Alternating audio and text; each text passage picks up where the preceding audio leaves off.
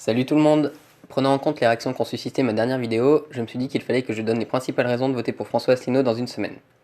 Vous verrez que je n'ai pas été touché par une grâce divine, telle Jeanne d'Arc, en écoutant les discours de François Asselineau.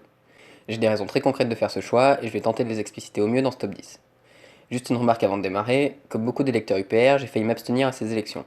Ainsi, j'invite les indécis et les abstentionnistes à visionner la dernière vidéo de Minute Papillon, qui explicite avec talent les raisons qui l'amènent à voter pour François Asselineau.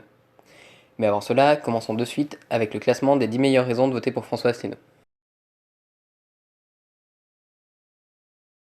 L'immigration préoccupe une part de la population, tandis qu'une autre part que cela ne préoccupe pas est malgré tout obligée de s'en préoccuper en raison de l'omniprésence du Front National dans les médias. Pour régler cette question, je pense que la meilleure chose à faire est de mettre en place un grand débat national sur la question, pour connaître une fois pour toutes les arguments de chacun et définir la politique à mettre en place dans les prochaines années. En tranchant ce débat par référendum, nous saurons enfin ce que souhaitent les Français, et cela permettra de faire un peu de place à d'autres questions tout aussi importantes, mais ignorées par les médias. François Asselineau propose un référendum sur l'immigration, et c'est donc une première raison de voter pour lui. Je sais que certains n'en ont rien à faire, que ce qui compte pour eux, c'est les beaux discours et les belles promesses, mais selon moi, des candidats sans affaires judiciaires devraient être plébiscités par rapport à ceux qui se présentent avec une pléthore de casseroles. François Asselineau n'est pas le seul à être intègre, mais je ne peux éluder ce point. C'est également un des seuls candidats à défendre l'idée selon laquelle les candidats à toute élection devraient avoir un casier judiciaire vierge. Si vous voulez un aperçu des casseroles des candidats, vous pouvez visionner cette vidéo que j'ai faite il y a un mois. Il y a de grandes chances que ceux qui ne souhaitent pas voter utile doivent s'abstenir devant le choix proposé au second tour. Donc faites-vous au moins plaisir au premier, en votant pour le candidat du Frexit, le berger des Pyrénées, la trotskiste du XXIe siècle, l'ouvrier comique de chez Ford ou l'entrepreneur de la conquête spatiale. Montrant au monde que l'on est tout aussi capable que les Américains et les Britanniques de ridiculiser les instituts de sondage.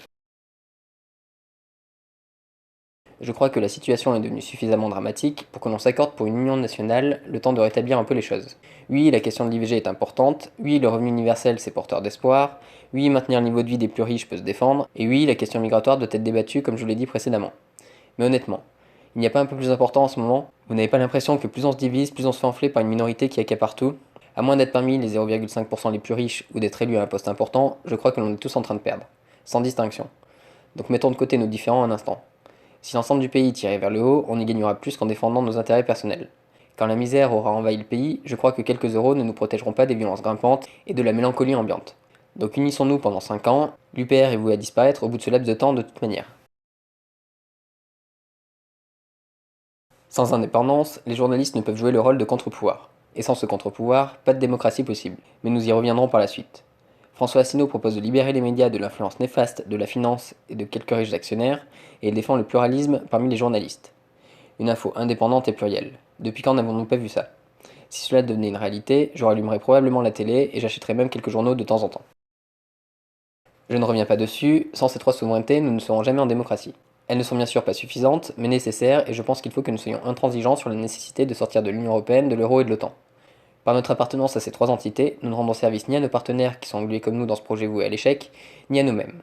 Si nous votons pour François Asselineau, nous évitons de nous lancer dans des négociations hasardeuses comme l'ont fait d'autres pays avant nous. Loin d'un repli sur soi, la triple sortie évoquée précédemment nous permettra de tisser des liens avec tous les pays du monde. Enfin, tous ceux un minimum respectables.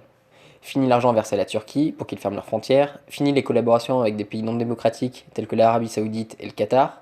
Par contre, nous pourrons renforcer nos partenariats avec les pays francophones, nous pourrons avoir des discussions apaisées avec la Russie, ou défendre nos intérêts à l'OMC sans passer par un représentant de l'Union Européenne qui, devant préserver la chèvre et le chou, finit par ne plus défendre aucun intérêt. Enfin, hors de l'OTAN, mais possédant toujours un droit de veto à l'ONU, nous pourrons favoriser la paix et contrer les volontés hégémoniques de certains pays en appliquant simplement le droit international. Les GOPÉ, dont ne cesse de parler François Asselineau, sont à l'origine de la libéralisation des services publics. Première étape d'une privatisation à venir. Si nous voulons protéger nos services publics, notre sécurité sociale ou notre système de retraite par répartition, je ne vois d'autre choix que de sortir de cette influence européenne. Aucune négociation ne nous préservera de la libre concurrence imposée par l'Union européenne, qui favorise les pays d'Europe centrale et d'Europe de l'Est vis-à-vis des pays d'Europe du Sud et d'Europe occidentale. Ces pays ne voudront jamais renégocier la libre concurrence. N'oubliez pas que l'un des moyens les plus efficaces de préserver la planète est de consommer local et de privilégier les circuits courts. La mondialisation et les délocalisations permises par les traités européens favorisent au contraire l'import massif de marchandises provenant des pays en voie de développement. Nos gouvernements et les candidats européistes sont donc hypocrites quand ils disent vouloir respecter les accords sur le climat tout en favorisant la mise en place de traités multilatéraux tels que le CETA, voté récemment par le Parlement européen à l'encontre de l'avis des députés européens français, qui eux ont voté massivement contre ce traité dangereux pour notre agriculture et notre santé. Bien que voulant rester dans la Ve République, François Asselineau est loin de vouloir une monarchie présidentielle comme certains l'appellent. Vous irez lire son programme en détail, mais en voulant mettre en place des référendums d'initiative populaire, il veut permettre aux Français de proposer ou d'abroger les lois qu'ils souhaitent ou à l'inverse ne souhaitent pas. Il veut la pleine reconnaissance du vote blanc, il veut aussi limiter les cumuls de mandats et qu'un quorum de 60% de députés soit présent à l'Assemblée nationale pour voter des lois. C'est un premier pas essentiel pour impliquer les élus et les citoyens dans la vie politique, tout en s'attaquant aux privilèges des élus. Et pour ceux qui tiennent à la réécriture de la Constitution, le référendum d'initiative populaire permettra à 500 000 personnes de le demander. J'en ai désormais fini avec ce top 10, ma prochaine vidéo vous présentera l'ordre dans lequel je classerai les candidats si un scrutin le permettait. Merci d'avoir visionné cette vidéo, à bientôt.